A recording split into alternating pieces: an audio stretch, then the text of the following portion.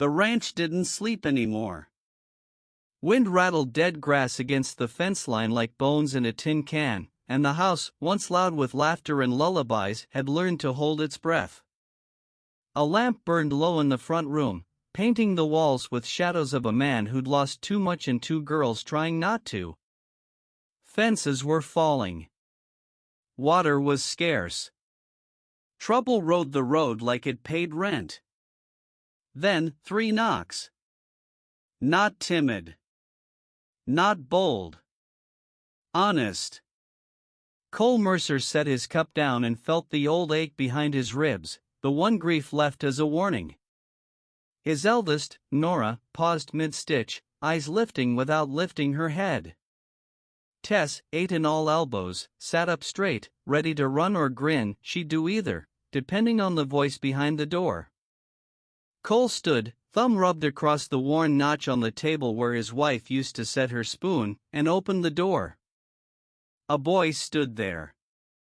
15 if the wind was kind, less if it wasn't. Canvas bag on his shoulder. Hat too big.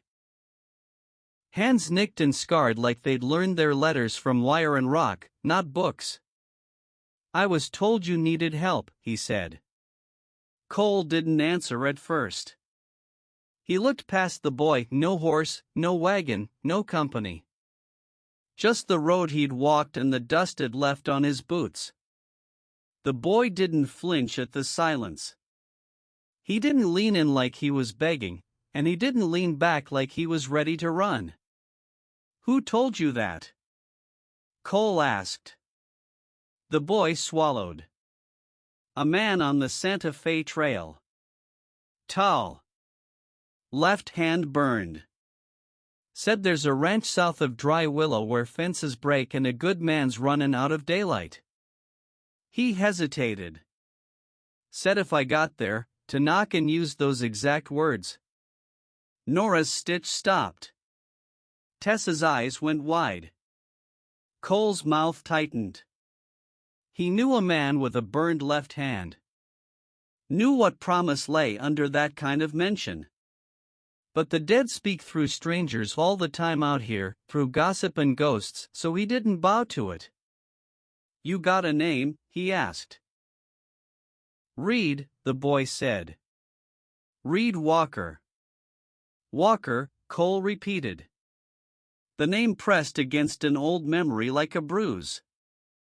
"You lie, Reed Walker, and I'll know it." "I know," Reed said. "That's why I knocked." Cole let him in, but not far. The boy stepped over the threshold with that careful respect of someone not used to being invited places that had curtains. The house smelled like coffee and soap and the last of the summer peaches, canned for winter. Reed's eyes flicked to a delicate thing on the mantel, a clay horse painted by a child's steady hand, hair dark bristle brushed into the mane. Tess saw him look. "I made that," she announced. Nora cleared her throat. "We don't need help," she said, too quickly. "We're fine." Reed nodded. "All right." Cole watched the exchange the way a man watches the weather. "Sit," he said to the boy, motioning to a chair that wobble-walked when you moved it. "Eat?" Reed didn't pounce like a stray dog. He waited until Tess slid the plate closer, then took half of what was offered. He ate slow, steady. When he finished, he folded his hands like he was ready for a sermon or a sentence. Cole finally asked, "What are you good at?" Reed's mouth twitched. "Working." "Show me." They started at the north fence, where wind chewed hard and iron forgot its job. Sun hadn't worn the day down yet, and the prairie smelled like dust and something metallic on the breeze. Reed walked the line like a man reading a diary page someone meant to burn. He touched wire and posts and knots, not to judge, but to understand. "You're losing calves under here," he murmured, kneeling to a gap only a thinker would find. "Coyotes don't dig this clean." "Neighbor's dog?" Or, he stopped. Pointed to prints like commas in the dirt. Kids' boots. Nora watched him, arms crossed. There aren't boys out here. Reed didn't argue. He just eased the wire up, twisted, and made a tourniquet out of rawhide that would hold through 3 storms. He didn't waste motion. He didn't throw his weight to show he had it. He listened to the fence like it might tell him where it hurt. Cole handed him the pliers. Who taught you to work like that? Road, Reed said. Then softer, and a man whose name I never caught. Convenient, Nora muttered. Reed let that pass like wind through grass. You got a spring house? He asked Cole. South side, Cole said. What are you looking for? Leaks in the lid, Reed said, and then, without warning, grabbed Nora by the elbow and yanked her backward. She stuttered a sound, half outrage, half fear, as a rattler struck where her boot had been. Reed had already moved, shovel slicing downward so fast it felt like thunder. One clean blow. He stepped back, breathing steady. Nora's face went white, then red. I had it. Sure, Reed said gently. But you'd have hated the next 5 minutes. Cole met the boy's eyes. Something unspoken moved between them: respect, acknowledgement, a ledger line with a new entry. Back at the house, Tess buzzed like a bee, trailing Reed with questions he answered in one-word coins he didn't mind spending. Where'd you come from? West. You got sisters? No. You scared of anything? Thirst. Nora's skepticism didn't soften, but it found a place to sit. She watched Reed check the well cap, test the back door hinge, tighten the kitchen pump seal, all with the slow precision of someone who didn't show off because he didn't know how. Why the scars? She asked, finally, the way only a young person can ask, direct and bare. Reed didn't look at her. Work. She waited for more. None came. Cole's gaze cut to the distant hills. Bank man rode by this morning, he said, almost conversational. Mr. Whitlow. Reminded me his patience is a luxury, not an obligation. Says winter'll do what he doesn't have to if we don't get the south pasture fenced and the herd counted proper. Reed's jaw ticked once. What happens if he gets tired of being patient? Cole's mouth shaped a humorless smile. Men like Whitlow don't get tired. They get hungry. Tess shivered, even though the day was warm. They put Reed in the loft that night, a bed stuffed with straw and clean sheets that smelled like sun and soap. Truth was, they didn't have another bed. Truth was, Cole wanted the boy close enough to hear if he climbed down at midnight. Trust isn't a switch. It's a hinge. It squeaks before it swings. Reed set his bag at the foot of the mattress and stood by the tiny window that looked out over the south field. He traced the ridge with his eyes. Lifted his hand as if he might draw for it. He said nothing. Below, Cole and Nora spoke low in the kitchen, words wrapped in steam and worry.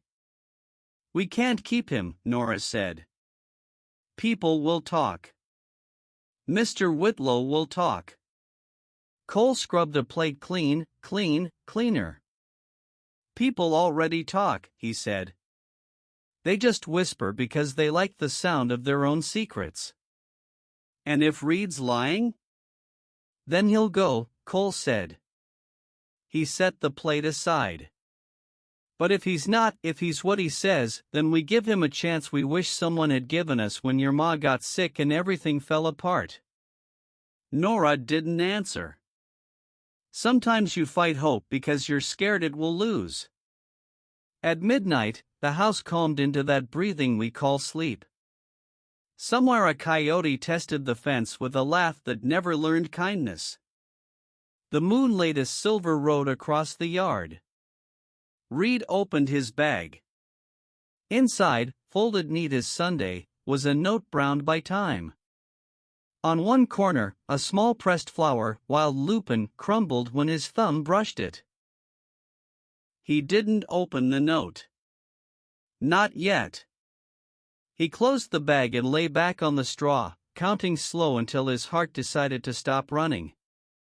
A floorboard creaked. Tessa's face appeared at the edge of the loft ladder, hair in two wild braids. "You still there?" she whispered. He smiled, a little. "Still here." She disappeared, satisfied. Reed stared at the roof beams and let the quiet talk. He knew his own rules: never unpack, never promise, never name what you're not allowed to keep. But the house had its own rules, too. It held you in a gentle chokehold and asked, without asking, if you might like to breathe different. He closed his eyes. For the first time in a long time, he slept without one boot on. At dawn, hoofbeats. Cole was already at the door when dust rose on the road, the kind that says there are 3 riders and one of them doesn't like being second. Reed was behind him a breath later, boots unlaced, hair shoved back, eyes clear. Mr. Whitlow dismounted with the kind of care rich men afford their joints. Behind him, a deputy who wore his badge like a dare. The third rider older, hat low, left hand bandaged like old parchment. Cole's breath caught. Reed went very still. The man with the bandaged hand lifted his gaze and said, to no one and to everyone, "I reckon I sent a boy this way." He smiled, sad as a dying fire. "And I reckon I brought you the kind of trouble that tests what you're made of." He dismounted like his boots were glued to history. Cole stepped forward, eyes fixed on the man's bandaged hand wrapped in cloth yellowed by time and rode. Reed stood silent, shoulders locked like he'd braced for this moment since the knock. Tess slipped behind Nora, sensing something big had entered the air. "You really sent him?" Cole asked. "I did," the man replied. "Saw him fix a busted axle with fence wire and a coin. Saw him break a fight with nothing but a voice. Knew he wasn't where he belonged." He turned to Reed. "I told him about this place 'cause I figured maybe he'd find something he'd never had. Not just work. A reason." Reed blinked hard once. The wind picked up, cool and mean. Whitlow cleared his throat, bored. "Sentimental folk stories aside, I came to see that herd counted and that south fence standing. It's not charity season, Mercer." Cole's jaw clenched. "And if I told you it was done?" Whitlow raised a brow. "I'd call you a liar." "Then give me till Sunday," Cole said. "That fence'll hold, and the count'll be exact." Whitlow clicked his tongue. "Sunday's a gamble, Mercer. You've got one chip. Hope the boy plays it well." He remounted, boots scraping leather. The man with the burned hand lingered. "Trust him," he said softly. "He won't ask for it. But he's earned it." Then they rode off, dust swallowing hoofprints like secrets. Cole turned to Reed. "You heard him. We've got 3 days." Reed nodded. "Then we start now." By noon, the sun had teeth. Reed moved like a shadow, cutting wire, driving posts, reading the land like scripture. Cole worked beside him, sweat turning the dust to mud on their forearms. The fence line stretched crooked and wounded, years of neglect tangled into rust and rot. But they didn't talk about failure. They talked about finish lines. Nora watched from the edge, arms folded, chewing her thoughts like tough meat. She didn't trust Reed yet. But she didn't dismiss him either. Every knot he tied made her silence a little less sharp. They hit a snag by the old ravine. One post, sunk years ago by Cole's late wife, refused to budge. Reed knelt, inspecting the cracked earth around it, fingers searching with care. Then he found it, a coil of barbed wire buried beneath like some long-forgotten scar. He stood, brushed his hands off. "This post matters?" Cole nodded. "She planted it herself. Said even fences deserve grace where they bend." Reed didn't ask questions. He fixed it instead, reinforced it, tied the wire back without pulling the post. Respect sat between them, quiet but solid. Back at the house, Tess stacked stones around a tomato plant trying its best. She called up the hill, "Reed, you like tomatoes?" He paused mid-stride, then smiled. "Never had one fresh." "Then we'll make you a sandwich when this one's ready," Tess declared, proud. Nora shook her head but didn't argue. That night, over stew made thin by necessity but rich in quiet companionship, Cole told a story of the time his wife chased a bull across the north field with nothing but a broom and stubborn pride. Tess giggled. Nora cracked a grin. Reed listened like he was storing at all details, tone, pauses. Like someone trying to learn what a family sounds like. When the dishes were done, Cole said, "Tomorrow, we finish that fence. You ready?" Reed didn't hesitate. "I'm already halfway there." Reed was up before dawn again, repairing the last gate near the south slope. He worked fast, but not carelessly, every wrap of wire neat, every hammer strike precise. Cole watched from the porch, nodding once before heading off to tally the herd. Inside, Nora stirred a pot of oats, her mind elsewhere. She wasn't sure what bothered her more, that Reed kept proving himself, or that she wanted him to. Tess broke the silence with a whisper. "He sleeps with one hand on his bag. Like he thinks it'll run off without him." Nora glanced toward the loft and sighed. "He doesn't want to stay." "But maybe he doesn't know he can," Tess murmured. Later, Reed found Nora mending a saddle and offered to help. She hesitated, then handed him the needle without a word. He stitched without question, smooth and sure. "Where'd you learn leather?" she asked. Reed shrugged. "A man in Abilene traded lessons for firewood." She nodded, then paused. "You gonna leave when the job's done?" He didn't look up. "Thought I might. Didn't count on much after that." Nora stared at the neat row of stitches. "Maybe you should," she said quietly. The sky turned dark by mid-afternoon, thick clouds rolling low across the hills like smoke from a slow-moving train. Reed, Cole, and Nora worked without pause, racing the weather to move the herd closer to high ground. Whitlow's horse arrived ahead of him. It was dusty, lean, and skittish like the man himself. When he dismounted in front of the ranch house, Tess stood behind the screen door, arms crossed. "You're early," she said. He spat into the grass. "Not by much. We settled tonight." Inside, Reed stood by the window, watching Whitlow argue with Cole. His hand brushed the top of his bag, then slid away from it. Nora joined him. "If you're gonna bolt, this would be the time."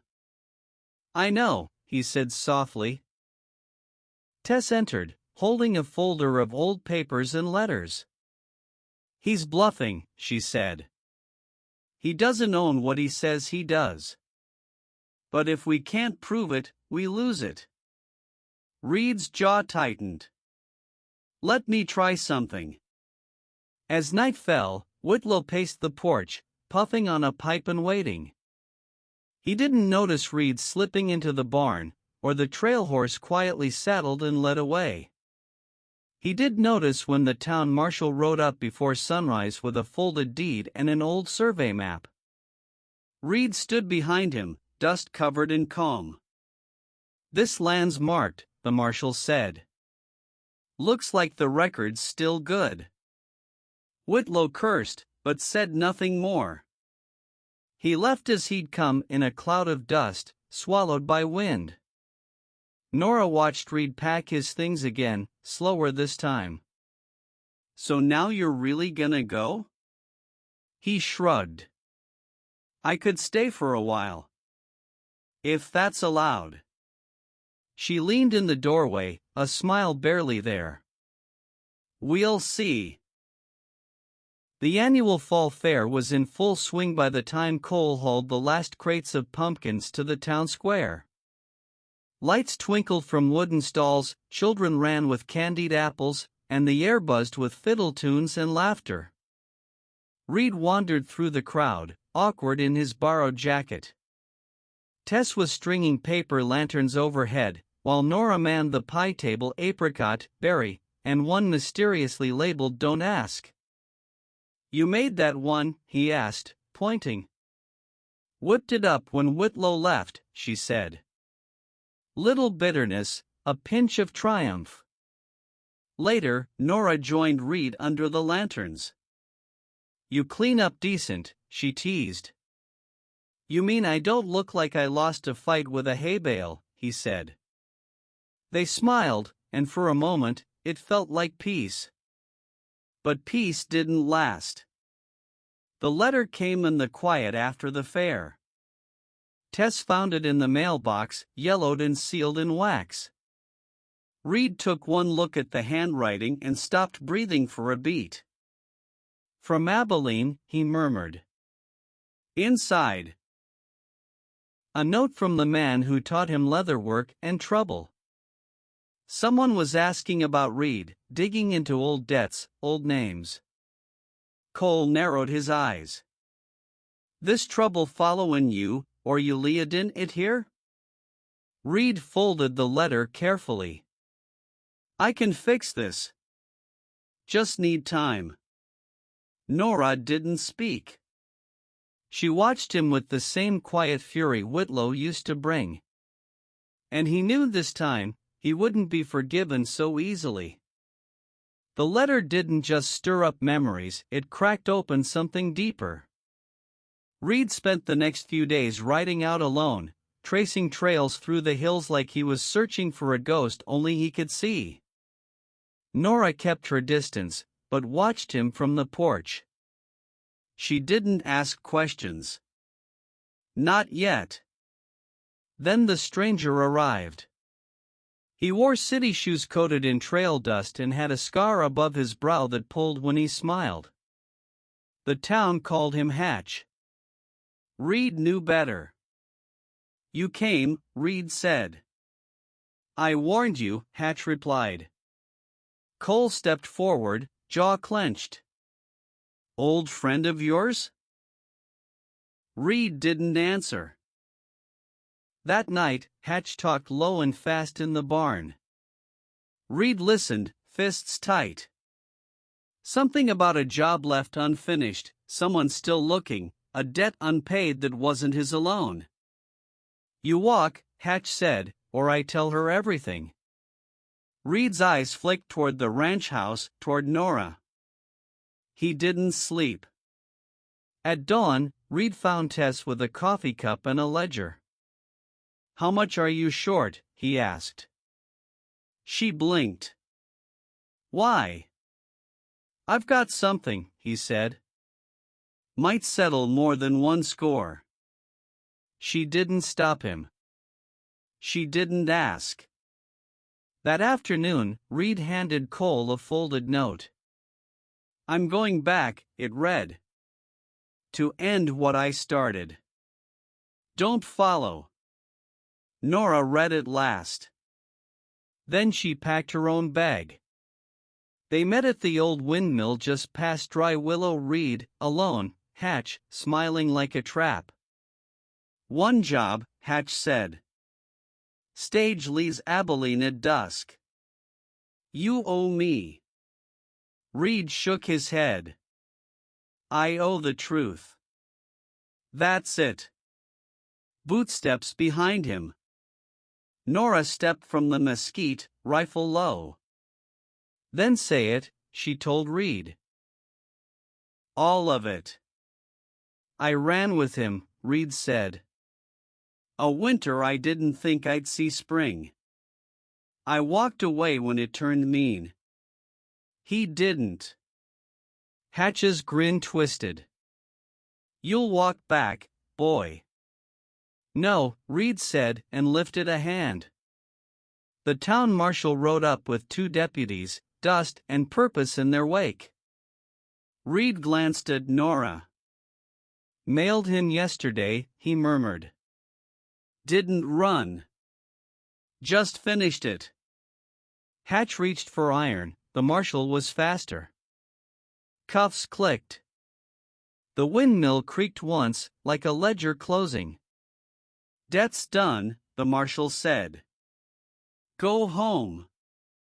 Nora looked at Reed a long beat. You should have told me.